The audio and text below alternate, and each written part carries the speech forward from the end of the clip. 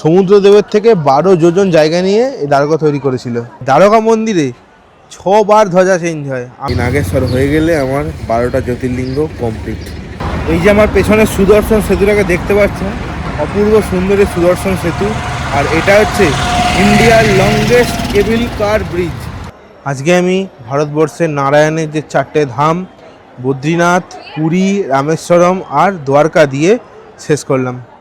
রহস্যময় দ্বারকা, ডুবে যাওয়া এক প্রাচীন শহরের গল্প। ভাবুন তো, সমুদ্রের নিচে লুকিয়ে আছে হাজার হাজার বছরের একটি পুরনো শহর। একটি শহর যার সঙ্গে জড়িয়ে আছে মহাভারতের গল্প, ভগবান শ্রীকৃষ্ণের স্মৃতি আর অসংখ্য রহস্য। এই শহরের নাম দ্বারকা। আজকের এই পর্বে আপনাদেরকে ঘুরিয়ে দেখাবো এই প্রাচীন শহরের কিছু ছোট ছোট দৃশ্য। এছাড়াও ঘুরে দেখাবো দ্বাদশ জ্যোতির্লিঙ্গের আরেকটি জ্যোতির্লিঙ্গ নাগেশ্বর জ্যোতির্লিঙ্গ, এবং অবশ্যই সমুদ্রের উপারে থাকা ভারতবর্ষের মূল ভূখণ্ড থেকে বিচ্ছিন্ন বেট দ্বারকার গল্প। চলুন তাহলে শুরু করা যাক আজকের এই সুন্দর পর্বটি। নমস্কার সবাইকে, নতুন আর একটা ভ্লগে সকলকে স্বাগত জানাচ্ছি শ্রীকৃষ্ণের রাজধানী দ্বারকা থেকে। এখন সময় হয়েছে বিকেল 3:56, 4টে মতো বাজে। আর আমি এখন দাঁড়িয়ে আছি হচ্ছে দ্বারকা রেলওয়ে স্টেশনের ঠিক সামনে। এই আমার পিছনে হচ্ছে দ্বারকা রেলওয়ে স্টেশন। আর এসছি হচ্ছে সকালবেলাতে 7টার সময়। আপনারা জানেন, আগের ব্লগ যারা দেখেছেন তারা জানেন যে আমি সোমনাথ থেকে ভেরাওয়াল এসেছিলাম। ভেরাওয়াল জংশন থেকে সোমনাথ ওখা এক্সপ্রেসে করে পৌঁছে গেছিলাম হচ্ছে দ্বারকা। সোমনাথ থেকে ভেরাওয়াল থেকে ছেড়েছিল হচ্ছে রাত্রি 11টা 5-এ, দ্বারকা পৌঁছে দিচ্ছে সকাল 7টায়। তারপর আমি 1 নম্বর প্ল্যাটফর্মে দ্বারকাতে রিটায়ারিং রুম আছে, সেখানে একটা ডরমেটরি নিয়েছি। আমি সমস্ত ডিটেলস দিয়ে দেবো। এখন আমি যাব হচ্ছে এখান থেকে দ্বারকাধীশ মন্দিরে দর্শন করতে। আমি সকালবেলাটা যাইনি রোদের জন্য আর গরমের জন্য। আর একটা হচ্ছে আমি একটুখানি ক্লান্ত ছিলাম, সেই জন্য ঘুমিয়ে পড়েছিলাম। যাই হোক, দ্বারকাধীশ মন্দির সকাল 6টা থেকে খোলে, দুপুর 1টা পর্যন্ত থাকে, আবার 4:30 থেকে ওই রাত্রি 9টা 9:30 পর্যন্ত খোলা থাকে। মাঝখানের টাইমটা 4 ঘন্টা মতো বন্ধ থাকে। যাই হোক, এখান থেকে এখন তো কোনো অটো নেই, কোনো ট্রেন তো এখন আসেনি। দেখি কীভাবে যাই দ্বারকাধীশ মন্দিরে। স্টেশন থেকে দ্বারকাধীশ মন্দিরের ডিস্টেন্স হচ্ছে প্রায় 2.5 কিলোমিটার। একটা অটোয় উঠে গেছি, আর এখান থেকে দ্বারকাধীশ মন্দির পর্যন্ত যাবে 50 টাকা করে মাথা পিছু বলছে। যাই হোক, এখন একটু হয়তো কমও হতে পারে, 20-30 টাকাতেও পেয়ে যাবেন আপনারা। এখন যেহেতু প্যাসেঞ্জার কম, সেই জন্য। দ্বারকা রেলওয়ে স্টেশনের বাইরে কিন্তু আপনারা রিটায়ারিং রুম ছাড়া অনেক রকম হোটেল, ধর্মশালা সবই কিন্তু মোটামুটি পেয়ে যাবেন এখানে। চলে এসেছি দ্বারকাধীশ মন্দিরের অটো স্ট্যান্ডে। অটো এখানে নামালো, এই জায়গাটা থেকে অটোটা এলো। আর এই গলিটার ভেতরে ঢুকতে হবে আমাদেরকে। অটো হেঁটে বললো 10 মিটার হেঁটে যেতে হবে। চলুন যাওয়া যাক। এই হচ্ছে মন্দিরে যাওয়ার রাস্তা, আর এই বাঁদিকেই হচ্ছে গোমতী নদী পড়বে। যারা মন্দিরের সামনে ভাবছেন থাকবেন, তারা কিন্তু থাকতে পারেন, তবে আমি সাজেস্ট করবো যে মন্দিরের বাইরেই থাকুন। মন্দিরের সামনে হোটেলগুলো খুব নোংরা হয় এবং ভাড়াও অনেক বেশি হয়। এই হচ্ছে দ্বারকাধীশ মন্দির চত্বর। দেখুন, এখানে লেখাই আছে দ্বারকাধীশ মন্দির। আর ওই পিছনে দেখা যাচ্ছে হচ্ছে দ্বারকাধীশ মন্দির। বাবা, পতাকাটা কি বড়! পতাকাটা তো পুরী জগন্নাথ মন্দিরের থেকেও বড়। মন্দিরে ঢোকার ঠিক আগে আপনারা এখানে পেয়ে যাবেন হচ্ছে শু স্ট্যান্ড, ফোনগুলো রাখার জায়গা, সমস্ত কিছু এখানে পেয়ে যাবেন। আমি একটু পর মন্দির দর্শন করবো, মন্দির এখনও খোলেও নি। যাই হোক, আমি একটুখানি গোমতী নদীর ঘাটের দিকে যাই, ওখানটা গিয়ে একটু ছবি তুলি। আমি একটুখানি সন্ধ্যের দিকে দর্শন করব। এই হচ্ছে গেট নাম্বার 2। এখনই লাইন পড়ে গেছে যাওয়ার জন্য লোকজনের। মন্দিরের সামনে কিছুটা ছবি তুলে ওখানে কিছু ফটো তুললাম, সেগুলো আপনারা ইনস্টাগ্রামে দেখতে পাবেন। ইনস্টাগ্রামের লিঙ্ক আমি ডেসক্রিপশন বক্সে আর স্ক্রিনে শেয়ার করে দিচ্ছি, চেক করতে পারেন। আর এখন আমি হাঁটতে হাঁটতে চলে এসেছি হচ্ছে গোমতী নদী আর আরব সাগরের একদম মোহনায়, সঙ্গমস্থলে। দেখুন, এই আমার পিছনেই হচ্ছে গোমতী নদী, আর ওই আরব সাগরের ঢেউ ভরপুর ঢুকছে গোমতী নদীতে। কি অপূর্ব সুন্দর এই জায়গাটা! আর এত সুন্দর হাওয়া দিচ্ছে, ঠান্ডা ঠান্ডা। এতক্ষণ একটা গরম গরম লাগছিল, সব কেটে গেল। অপূর্ব সুন্দর জায়গাটা, অপূর্ব সুন্দর।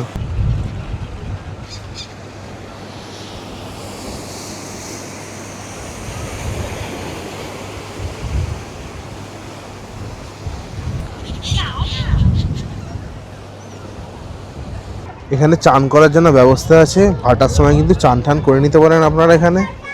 আর ওই যে হলুদ রঙের দুটো টাওয়ার দেখতে পাচ্ছেন, ওটা ছিল হচ্ছে সুদামা সেতু আগে। ওটা এখন ভেঙে দেওয়া হয়েছে, সুদামা সেতুটা আবার নতুন করে তৈরি হচ্ছে। ওখানে বাসের সাঁকো ফেলা আছে, ওটা দিয়ে ওপরে যাচ্ছে। ওপরে উঠঠুট আছে, চড়তে পারেন, তবে আমি সাজেস্ট করবো যে এখানে না যাওয়াই বেটার। ওই বাসের সাঁকো পেরিয়ে কোথাও পা হয়ে জলে পড়বেন, তাহলে কেলোর কীর্তি হয়ে যাবে। বলা হয় যে এই দ্বারকা শ্রীকৃষ্ণ তৈরি করেছিল মথুরা থেকে এসে সমুদ্রদেবের থেকে 12 যোজন জায়গা নিয়ে এই দ্বারকা তৈরি করেছিল। চলো এবারে মন্দিরটা দর্শন করে চলে এসেছি দ্বারকাধীশ মন্দিরের সামনে। এই ওপরে দেখতেই পাচ্ছেন দ্বারকাধীশ মন্দির, এবং ওপরে সবুজ একটা কি ত্রিপলের মতো দিয়ে দিয়েছে। যাই হোক, এই যে এখানে সিঁড়ি আছে টোটাল, এটা হচ্ছে 50খানা সিঁড়ি আছে, আর এই মন্দিরটা 72টা স্তম্ভের উপরে দাঁড়িয়ে আছে। আর এই যে গেটটা আছে এটা হচ্ছে স্বর্গদ্বার বা স্বর্গে যাওয়ার গেট। এই গেটটা দিয়ে সোজা কিন্তু আপনারা গোমতী নদীর ধারে চলে আসতে পারেন। এটা হচ্ছে গেট নাম্বার 1। আর গেট নাম্বার 2 হচ্ছে ঠিক এর পিছন দিকে, ওই গেটটা বেশ ফাঁকা ছিল, আমি ওই গেটটাতেই যাবো আবার। ওটা হচ্ছে মোক্ষদ্বার। এখানে এরকম প্যারা টাইপের প্রসাদও আপনারা পেয়ে যাবেন, বাড়ির জন্য নিয়ে যেতে পারেন। আমি এই গেট দিয়ে দর্শন করছি না, আমি গেট নাম্বার 2 দিয়ে দর্শন করব। আবার যেখান দিয়ে এসেছিলাম আমি প্রথমে, একদম ওখানে যাব। ওখানে ফোন টোন রাখার ভালো ব্যবস্থা আছে। চলে এসেছি আমি আবার গেট নাম্বার 2 এর সামনে। গোমতী নদীর ঘাট থেকে ঘুরে আসবেন, ওখানে সব অ্যারো দিয়ে লেখাই আছে যে কোথা দিয়ে যেতে হয় কি না। গেট নাম্বার 2টা বেশ অ্যারেঞ্জমেন্টটা ভালো। এই আমার পিছনেই হচ্ছে দ্বারকাধীশ টেম্পল। দেখুন এখানে লেখাই আছে মন্দির কটা থেকে কি খোলে, সকালে আর বিকালে। যেমন সকাল 6:30 থেকে 8টা পর্যন্ত খোলা থাকে, 8টা থেকে 9:15 বন্ধ থাকে, 9:15 থেকে দুপুর 1টা পর্যন্ত খোলা, আবার দুপুর 1টা থেকে বিকেল 5টা অবধি বন্ধ থাকে, 5টা থেকে 9:30 পর্যন্ত খোলা, আর 9:30 থেকে সকাল 6:30 পর্যন্ত মন্দির বন্ধ। এখন সময় হয়েছে 5:57, ওই 6টাই বাজে। দেখি এবারে কতক্ষণ লাগে আমার দ্বারকাধীশ মন্দির দর্শন করতে।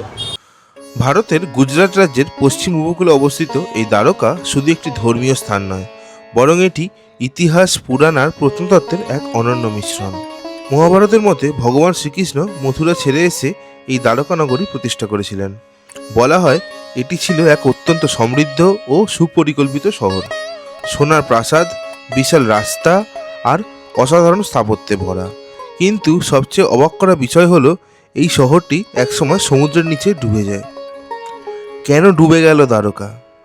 পুরাণে বলা হয় শ্রীকৃষ্ণ পৃথিবী ত্যাগ করার পরই সমুদ্র ধীরে ধীরে শহরটিকে গ্রাস করে, যেন প্রকৃতি নিজেই এই শহরকে নিজের কাছে ফিরিয়ে নেয়। কিন্তু এটা কি শুধুই কল্পকাহিনী, না এখানেই শুরু হয় আসল রহস্য? 1980-র দশকে ভারতীয় প্রত্নতত্ত্ববিদরা সমুদ্রের নিচে অনুসন্ধান চালিয়ে কিছু অবাক করা নিদর্শন খুঁজে পান। পাথরের গঠন, প্রাচীন দেওয়াল আর এমন কিছু কাঠামো যা একটি উন্নত শহরের ইঙ্গিত দেয়। এই আবিষ্কারগুলো অনেকের বিশ্বাসকে আরও শক্তিশালী করে। হয়তো দ্বারকা সত্যিই ছিল, আর হয়তো সেটাই আজ সমুদ্রের নিচে লুকিয়ে আছে। আজকের দিনে দ্বারকা একটি গুরুত্বপূর্ণ তীর্থস্থান। এখানে অবস্থিত দ্বারকাধীশ মন্দিরে প্রতিদিন হাজার হাজার ভক্ত আসেন প্রার্থনা করতে। কিন্তু মন্দিরের উপরে যে শহর আমরা দেখি, তার নিচে লুকিয়ে আছে এক অজানা অতীত, যার সব রহস্য আজও উন্মোচিত হয়নি। সময় হয়েছে এখন 7টা 2। ঠিক 1 ঘন্টার মাথায় আমি এসে আবার ব্যাগ কাউন্টার থেকে ব্যাগ ট্যাগ নিয়ে নিয়েছি, ফোন নিয়ে নিয়েছি। যাই হোক, অপূর্ব সুন্দর দর্শন। আর আজকে হচ্ছে 21শে মার্চ 2026। আজকে আমি ভারতবর্ষের নারায়ণের যে 4টে ধাম, বদ্রীনাথ, পুরী, রামেশ্বরম আর দ্বারকা দিয়ে শেষ করলাম। এই ভিডিওতেই আপনারা দেখতে পাবেন আমি 4 ধামও শেষ করলাম, আর দ্বাদশ জ্যোতির্লিঙ্গের 12টা জ্যোতির্লিঙ্গও কমপ্লিট। কালকে সকালবেলা যাব হচ্ছে এখান থেকে নাগেশ্বর জ্যোতির্লিঙ্গ, ওটাই বাকি আছে। আর ওটা হয়ে গেলেই 12টা জ্যোতির্লিঙ্গ কমপ্লিট হয়ে যাবে। আর এবারে বলি ভেতরে কি আছে। ভেতরে ছোট্ট কালো রঙের একটা কৃষ্ণের মূর্তি, অপূর্ব সুন্দর সাজানো। যেরকমভাবে কৃষ্ণকে জামা প্যান্ট পরানো আছে, ধুতি পাঞ্জাবি পরানো আছে, তেমনি এখানকার যে ব্রাহ্মণগুলো আছে তারা ওই সেমভাবে পরে রয়েছে। আপনি যদি ব্রাহ্মণগুলোকে দেখেন তাহলেই কৃষ্ণ ঠাকুরকে মানে কীরকম ড্রেসটা পরে আছে, ড্রেসিং সেন্সটা বুঝতে পেরে যাবেন। এই হচ্ছে ব্যাপার। ভেতরে ছেলে আর মেয়েদের লাইন কিন্তু আলাদা, আর লাইন খুব স্মুথ, বেশি চাপাচাপি হয় না। আপনি কিন্তু আর ফুল, মালা, প্রসাদ এসব কিন্তু ভেতরে নিয়ে যাবেন না কিনে, কেননা অনেক দূর থেকে দর্শন হয়, ওগুলো নিয়ে যাওয়াটাই হচ্ছে পুরো বেকার। এছাড়া ভিতরে একটা লক্ষ্মীর মন্দির আছে, তারপরে শঙ্করাচার্যের একটা মন্দির আছে, আর একটা কি সারদা পীঠ আছে, এগুলো আছে। এবং আরও অনেকগুলো মন্দির আছে। আমি হিন্দি লেখা অতটা ঠিক বুঝতে পারলাম না, তাই ঠিকঠাক আমি বুঝতে পারিনি আর কি মন্দির আছে, কিন্তু অনেকগুলো মন্দির আছে। আর এই যে মন্দিরটা অনেকটা কিন্তু পুরো সেই পুরোনো দিনে যেরকম রাজরাজাদের বাড়িঘর ছিল, প্রাসাদ ছিল, সেই রকম টাইপের। আর আমরা দেখেছি পুরীর মন্দিরে সচরাচর প্রতিদিন একবার করে ধ্বজা চেঞ্জ হয়। এই দ্বারকা মন্দিরে 6 বার ধ্বজা চেঞ্জ হয়। আমি যখন প্রথমে এলাম তখন লাল রঙের ছিল, তারপর একটা রঙের হলো, যখন লাইনে দাঁড়িয়েছি একটা ছিল, তখন পাল্টাচ্ছে, দিয়ে এখন বেরিয়েছি আরও একটা চেঞ্জ হয়ে গেল।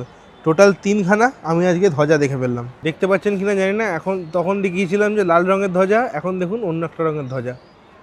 এছাড়াও এখানে আপনারা অনেক রকমের দোকান টোকান পেয়ে যাবেন, কেনাকাটা করার, প্রসাদ টোসাদ কেনার এখানে দোকান পেয়ে যাবেন। আর এই হচ্ছে দ্বারকাধীশ মন্দির, সুন্দর একটা মার্কেট। এই সামনে দেখুন একটা টাওয়ার দেখা যাচ্ছে, এটা হচ্ছে সুদামা সেতু ছিল আগে, তখন যেটা আমাদেরকে দেখালাম। আর এখানে খাওয়া দাওয়ার করার জায়গা আছে, এখানে খাওয়া দাওয়া করতে পারেন।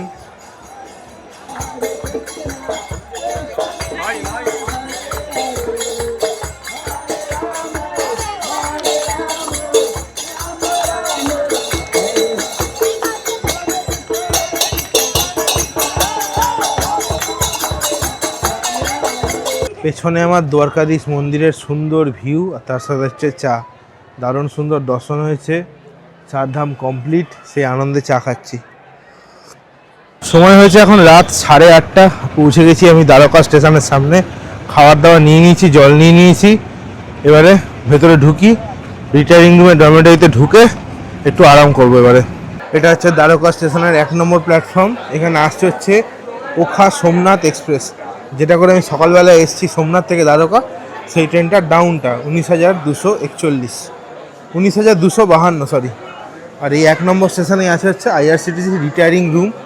এই যেটা হচ্ছে রিটায়ারিং রুম, এখানেই ঢুকবো। এই রিটায়ারিং রুমে ভাড়া হচ্ছে এইগুলো। আমি ডরমেটরিটা আছি 24 ঘন্টা, 1000 টাকা। আপনারা এটা একটা পজ করে দেখে নিতে পারেন, যদি দরকার পড়ে নিতে পারেন। এটা হচ্ছে আমার ডরমেটরি, এই যে এসি ডরমেটরি। এর ভিতর ঢুকে এদিকে যেতে হবে। গামছা মারাটা হচ্ছে আমার ডরমেটরি। এই হচ্ছে ডরমেটরি যেরকম মুম্বাইতে আছে সেরকমই, বালিশ, কম্বল, এখানে প্লাগ পয়েন্ট সব কিছুই দিয়ে দিয়েছে। ভাড়া নিচ্ছে হচ্ছে 1500 টাকা 24 ঘন্টার জন্য। রাত হয়েছে এখন 10টা, আর বসে গেছি হচ্ছে খেতে। এখানে আছে হচ্ছে ভেজ ফ্রাইড রাইস আর গোবি মাঞ্চুরিয়ান। আমি আপনাদেরকে দেখিয়ে দিই। এই হচ্ছে ফ্রাইড রাইসটা, সবই আছে, খালি ডিম মাংস নেই। আর এটা হচ্ছে চিলি চিকেন, ভাববেন না, এটা হচ্ছে গোবি মাঞ্চুরিয়ান। দ্বারকাতে আমি এখনো পর্যন্ত কোনো জায়গাতে কোনো নন ভেজের দোকান দেখতে পাইনি। রাইসটা ভালো বানিয়েছে,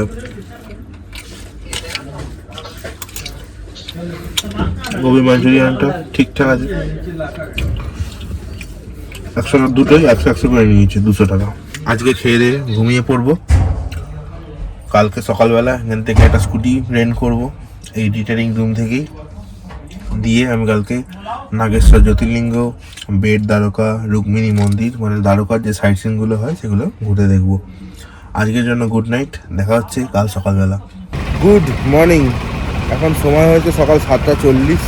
এখানে রিটায়ারিং রুমটা চেক আউট করলাম 5 ঘন্টার জন্য। আবার 12টা থেকে রাত্রি 12টা পর্যন্ত আমার টাইম আছে, এখানে বুকিং আছে।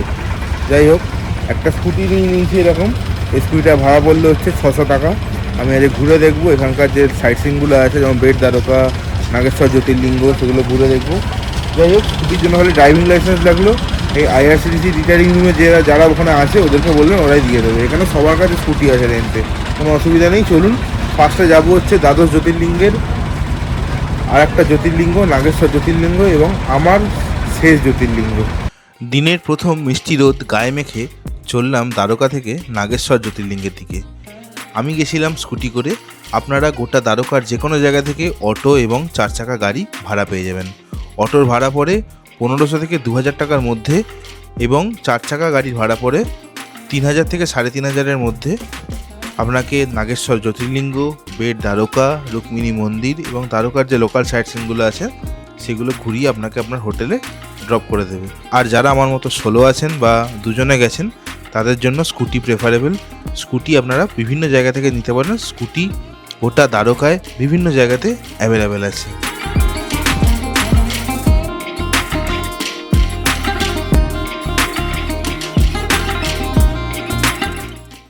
সময় হয়েছে সকাল 8:26।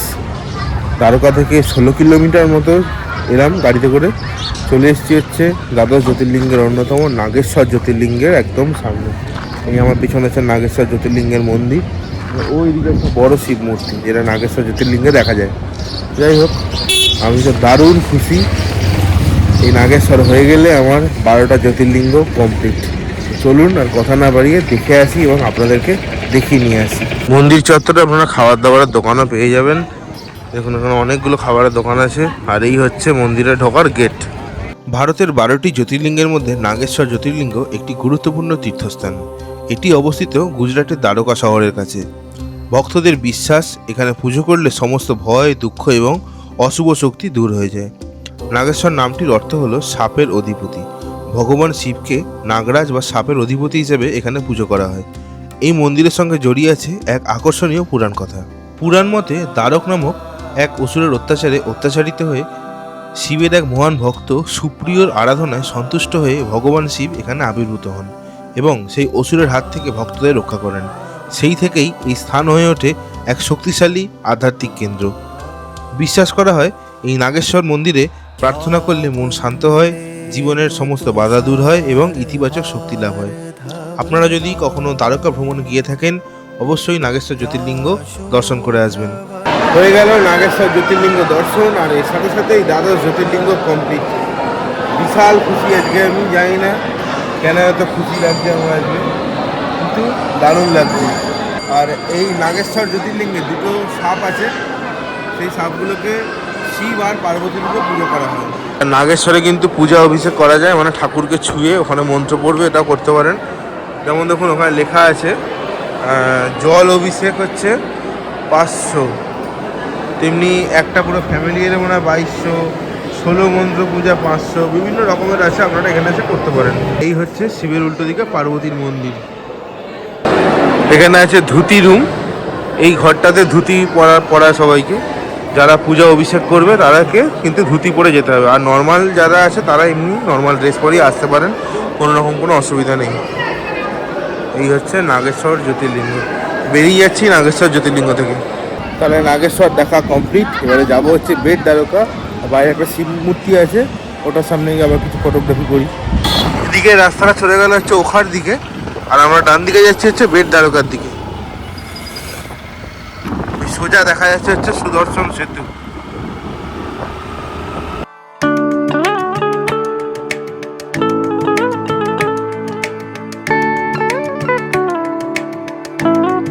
তলায় সমুদ্র দেখতে পাচ্ছেন, ওটা হচ্ছে ওখা বন্দর, আর ওদিকটা হচ্ছে ভেট দ্বারকা।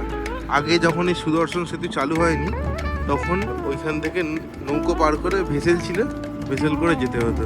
এখন তো সুদর্শন সেতু হয়ে গেছে, যাতায়াত আরও স্মুথ হয়ে গেছে। চলুন যাওয়া যাক বেট দ্বারকা মন্দিরের দিকে। পৃথিবীর এই একটাই মাত্র ব্রিজ আছে যেখানে এই যে প্রত্যেকটা স্তম্ভে গীতার শ্লোক লেখা আছে।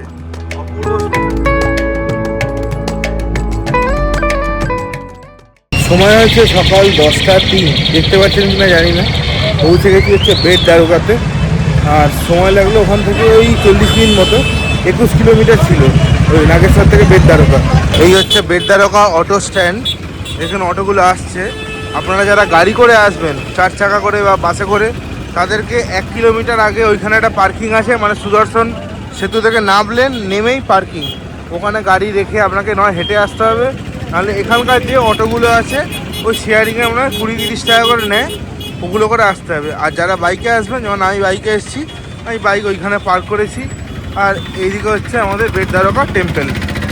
মন্দিরের ভেতর ফোন, ক্যামেরা এসব নিয়ে যাওয়া কিন্তু বারণ আছে, তো আপনারা এখানে সব জমা করে যাবেন। প্রতি মোবাইল লাগছে যে 5 টাকা করে। সময় হয়েছে সকাল 10:40, ফাইনালি বেট দ্বারকা দর্শন হয়ে গেছে। তেমন একটা ভিড় ছিল না, মোটামুটি আধ ঘন্টার মধ্যে সব হয়ে গেছে। বলা হয় যে সুদামা কৃষ্ণকে এটা গিফট করেছিল এই বেট দ্বারকা। আবার বলা হয় যে সুদামার সাথে কৃষ্ণের এখানে দেখা হয়েছিল। বেট মানে হচ্ছে 2 রকমের কথা আছে, একটা হচ্ছে গিফট আর একটা হচ্ছে মিট হওয়া, মানে মিলন হওয়া। দূরে দেখা যাচ্ছে হচ্ছে সুদর্শন সেতু, দেখতে পাচ্ছেন কিনা জানি না। ওই দূরে দেখুন সেতুর যে দুটো খাম্বা আছে না, ওই দুটো খাম্বা দেখুন সোজা নেই, দুদিকে হাত ছড়ানোর মতো করে রয়েছে, দারুণ সুন্দর। আর আগে যখন ওই ওখা থেকে দ্বারকা আসতে হতো, মানে বেট দ্বারকা আসতে হতো, এটা হচ্ছে ফেরি সার্ভিসটা। এখন তো ব্রিজ চালু হয়ে গেছে, আগে এইখানে এসে নামতে হতো, দিয়ে আমাদের এইদিকে বেট দ্বারকা যেতে হতো। আর বেট দ্বারকা মন্দিরের যে কৃষ্ণ, তাকেও দ্বারকাধীশের মধ্যেই দেখতে সেমই তো। যাই হোক, ওখানে কিন্তু লক্ষ্মী আছে, অম্বা আছে, পুরুষোত্তম আছে, বিভিন্ন রকমের দেবদেবতা আছে। হিন্দি লেখা অত আমি ঠিকভাবে বুঝতে পারছিলাম না, যেগুলো মোটামুটি চেনা সেগুলো দেখে নিয়েছি। যাই হোক, চলুন এবারে এখান থেকে যাব হচ্ছে রুক্মিণী মাতার মন্দিরে। ওটা একটু দূর আছে, ওটা হচ্ছে দ্বারকার কাছাকাছি, দ্বারকা থেকে 3 কিলোমিটার, এখান থেকে মোটামুটি ধরুন ওই 27 কিলোমিটার তো হবেই। আর আপনারা চেষ্টা করবেন যে দ্বারকা যদি আসেন বা বেট দ্বারকা যদি আসেন, নয় একদম ভোর ভোর বেরিয়ে সাইট সিন করে নিন, আর না হলে বেলা 2টোর পর করুন, নাহলে কী হবে, গরমে খুব কষ্ট হবে। আর এই বেট দ্বারকা মন্দির সকাল 6:30টায় খোলে, 12:30টায় বন্ধ হয়ে যায়, আবার 4:30টায় খোলে, 8:30 পর্যন্ত খোলা থাকে। ওই মাঝখানে 12:30 থেকে 4:30 পর্যন্ত কিন্তু পুরোপুরি মন্দির বন্ধ, আপনারা কিন্তু তখন দর্শন করতে পারবেন না। এই যে এইটা হচ্ছে বেট দ্বারকার পার্কিং, দেখতে পাচ্ছেন কত গাড়ি দাঁড়িয়ে আছে। এখান থেকে নেমে গাড়ি রেখে আপনাকে এইদিকে হেঁটে যেতে হবে প্রায় 700-800 মিটার মতো। আর বাইকে করে আসলে তো কোনো চাপই নেই, একদম মন্দিরের সামনে পর্যন্ত বাইক চলে যাবে, বাইক নিয়ে কোনো চাপ নেই। যারা বাসে গাড়িতে আসছেন তাদের কিন্তু এখানে নামিয়ে দেবে। এই যে আমার পেছনে সুদর্শন সেতুটাকে দেখতে পাচ্ছেন, অপূর্ব সুন্দরী সুদর্শন সেতু। আর এটা হচ্ছে ইন্ডিয়ার লংগেস্ট কেবিল কার ব্রিজ, মানে পুরো কেবিলের ওপর নির্মাণ করা এটা। যাই হোক, আর প্রধানমন্ত্রী নরেন্দ্র মোদী 2024 সালের ফেব্রুয়ারি মাসে এই ব্রিজটি উদ্বোধন করেন, যা সমগ্র ভারত অংশের সাথে এই বেট দ্বারকাকে যুক্ত করছে। এই হচ্ছে বিস্তৃত আরব সাগর, প্রচুর নৌকা দাঁড়িয়ে আছে, এগুলো সব মাছের ট্রলার, এগুলো নৌকা নয় ঠিক, এগুলো ট্রলার, প্রচুর নৌকো, বিস্তৃত সাগর। আর এই দিকে হচ্ছে মেন আরব সাগরটা, অপূর্ব সুন্দর এই জায়গাটা। আপনারা এখানে এসে কিছুক্ষণ টাইম কাটাতেই পারেন।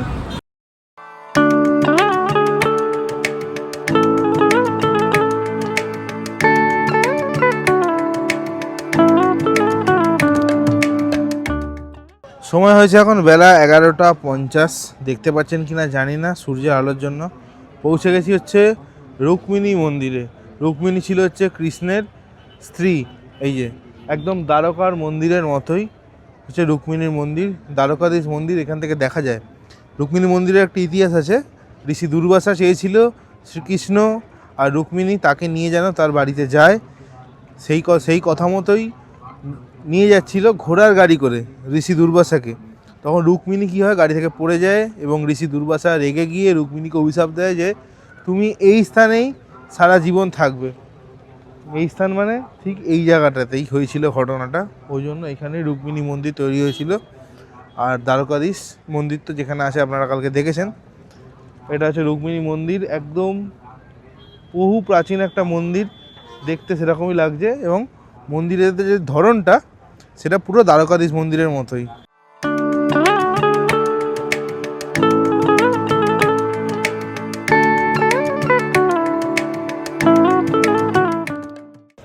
রুক্মিণী মন্দির দেখা কমপ্লিট।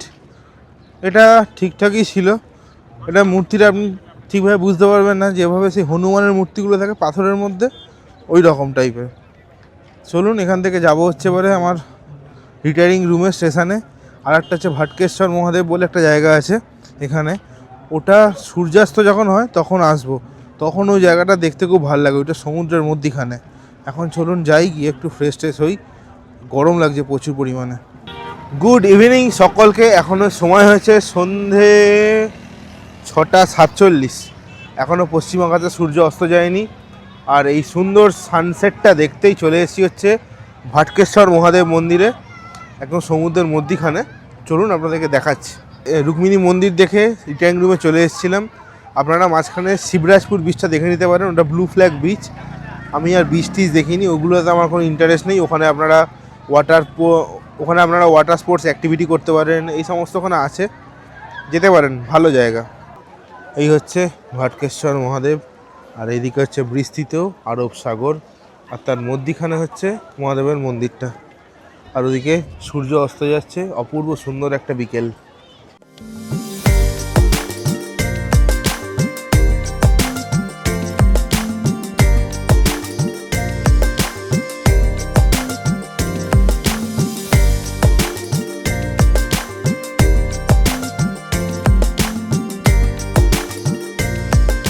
আরব সাগরের তীরে এই সুন্দর সূর্যাস্ত উপভোগ করতে করতে একবার চট করে দেখে নিন আমার চারধাম আর দ্বাদশ জ্যোতির্লিঙ্গের কিছু ছোট ছোট মুহূর্তগুলো।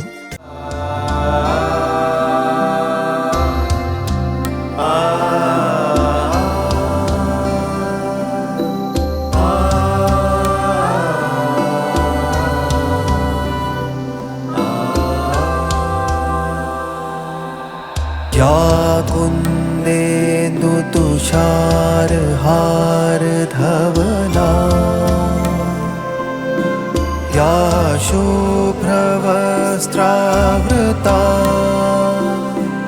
या वीणाभरदण्डमण्डितकरा या श्वेतपद्मासना। আজকের এই দ্বারকা ভ্রমণের ভিডিও আমি এই সুন্দর ভটকেশ্বর মহাদেব সানসেট পয়েন্ট থেকে শেষ করলাম। দেখা হচ্ছে আপনাদের সাথে পরবর্তী কোনো পর্বে আহমেদাবাদের গল্প নিয়ে। ততক্ষণ পর্যন্ত সবাই ভালো থাকবেন, সুস্থ থাকবেন আর ঘুরতে থাকবেন। Good buy from Dwarka. सा मा पातु सरस्वती।